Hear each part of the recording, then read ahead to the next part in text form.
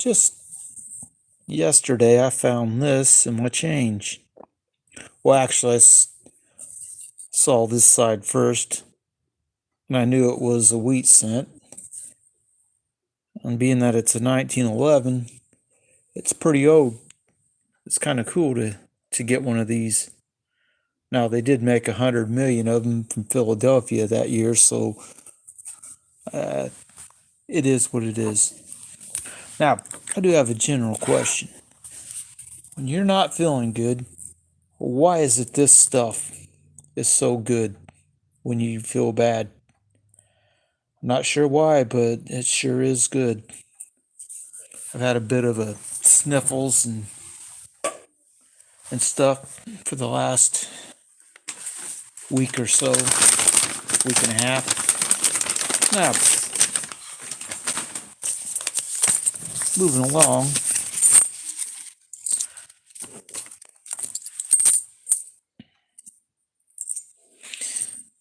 Got this from the bank the other day. It's a 71.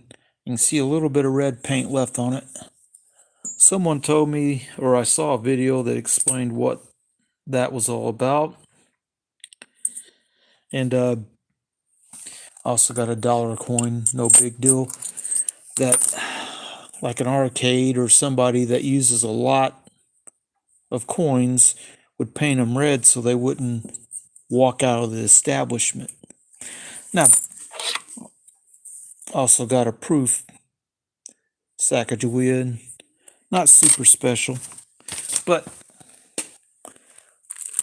I always go back to buying worn junk silver when I can get it, or in the case of this stuff, silver coins with some holes drilled in them. The two Roosevelts in Washington. Nothing super great, but I got this stuff well under melt. This stuff was right at melt. It's 5 walkers, and that's like a ghost coin. Now, I'm talking about ghost coins.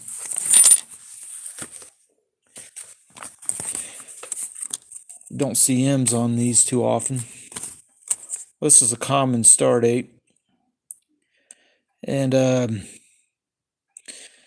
it's just going to go back to circulation because it's common. So if you can find an uncommon one, then you might have something.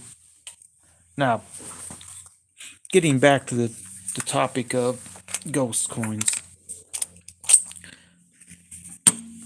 This, without a doubt, is the most slicked out, worn out JFK coin I've ever seen.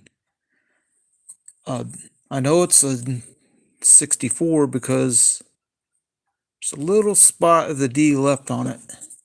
Someone carried this in their pocket a long time. And yes, Amanda, I collect coins. Now,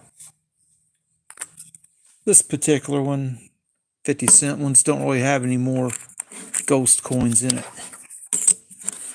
But this one Walker, hello everyone who's joining in. This particular Walker is down about 1 gram in weight. This side's kind of starting to take a ghost coin appearance to me. And that's usually what I mean by that is all you get is the outline. Now, I do have some silver dollars that are kind of like ghosts. I got this 1 ounce round tube full of these. I'm just going to lay these down in a pile. And then I'm going to, here it is. Beyond a doubt, if you're going to talk a ghost coin, this piece dollar is a ghost coin. Not really. Ghost coins aren't really valuable. You buy this. This cost me $16 a couple years ago. And it's not real valuable. It never will be because you can't even tell the date. But it's still 90% silver. And in this stack of silver dollars, this one I just got at a good price. It's not worn hardly at all. But counter that with this 1883. You can see how all the details are starting to go away on it.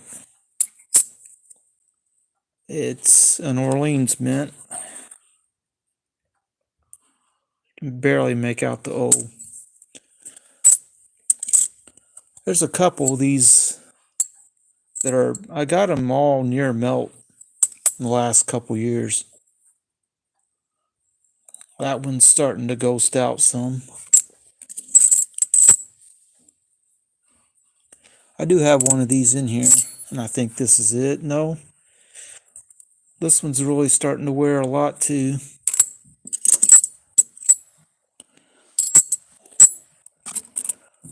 And then another kind you can sometimes get cheap is if someone has cut these out, and what people will do is wear it like jewelry, like a pendant.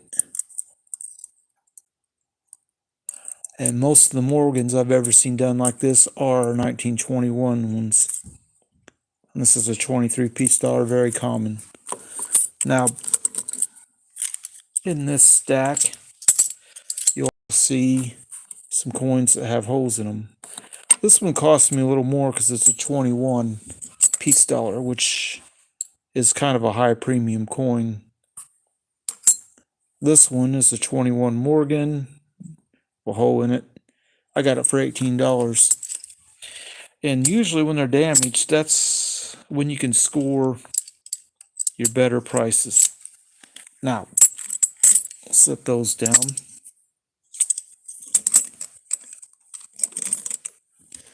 This is probably the most closest to a ghost Morgan I have. Date's gone, or almost totally gone. The design is starting to slick out so much. But if you can get these for melt or less, it's not a bad buy. And at this point, it's only a weight coin. And I would rather buy two or one of these than two of the half dollars like this. Because the silver dollar starts with a little bit more total weight than what half dollars do. Because two half dollars is 25 grams. And Morgans and piece dollars start at 26.7 grams. But it's not all the coins. Every now and then, that's over 20 in this, because this is for 1 ounce rounds, not silver dollars. Now, this too. These are all ones I've gotten cheap too.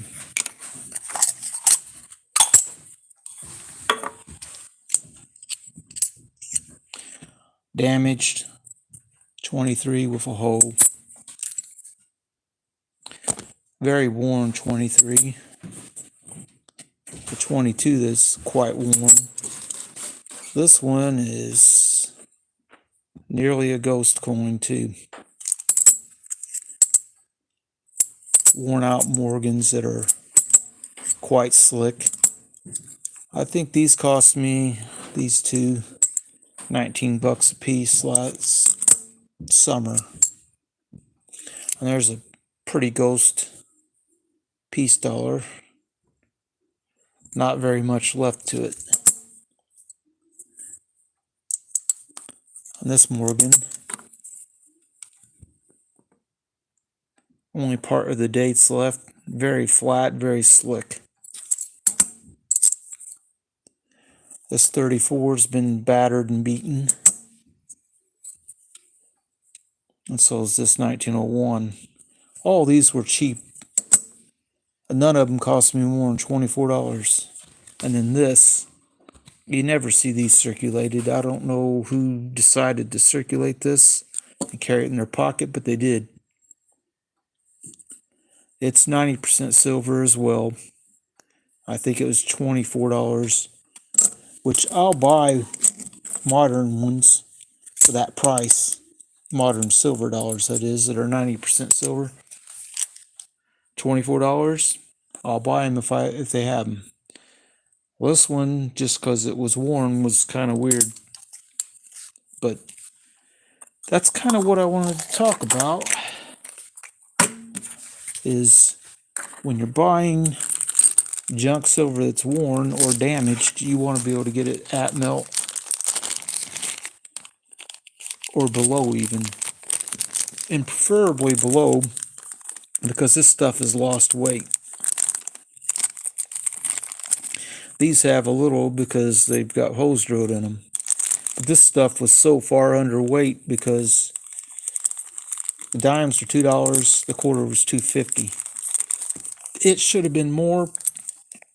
That happens. But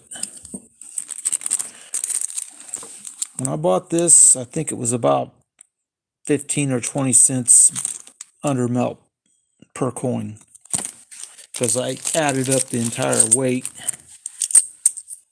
of all these and then divided it by how much 90% silver was worth when I bought it.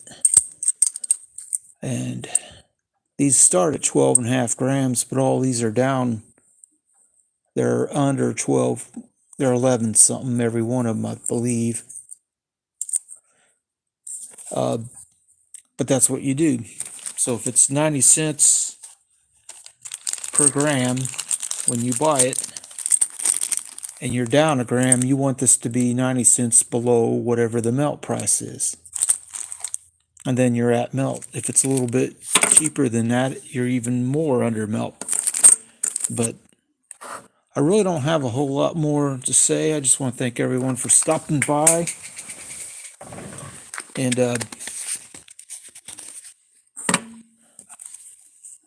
I did get a 1911 wheat penny in my change, which I thought was kind of cool. One of the cooler coins I've gotten in change, just because of how old it is. But I hope that everyone has a good night. And Kane's Coins, good to see you. And everyone else who stopped by, have a good day. And we'll see you next time.